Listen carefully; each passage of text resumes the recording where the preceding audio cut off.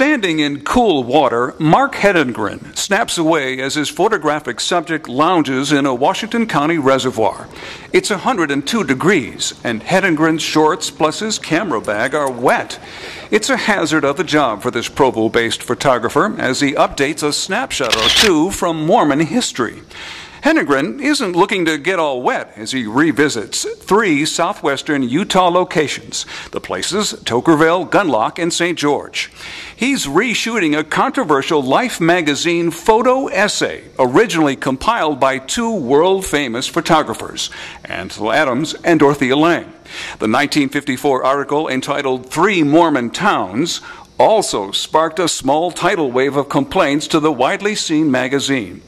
The 29-year-old professional photographer specializes in capturing religious life around the world.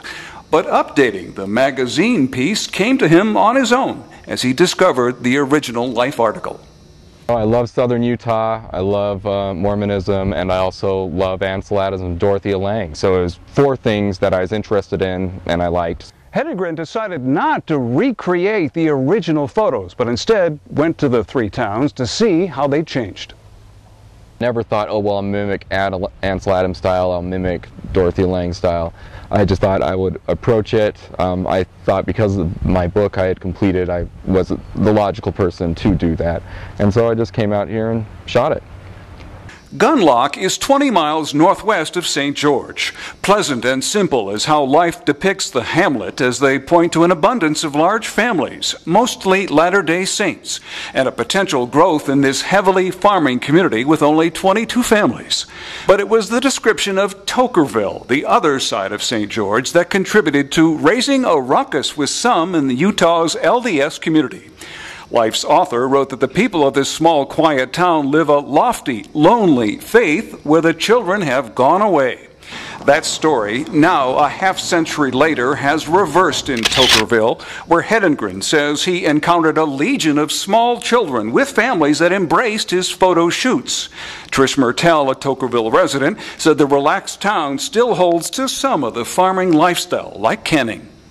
A lot of old school stuff is taught and handed down to your children here, which is really wonderful because from the big city you don't learn anything but how to go shopping, and here there is no shopping. St. George was described in a Life headline as a town with worldly ways, catering to folks as a highway stop amid 23 hotels. But it's Gunlock, still unincorporated, that did not live up to its youthful headlines, according to the camera eye of Hedengren, who caught a laid-back but resilient Life with only 70 families in the entire zip code.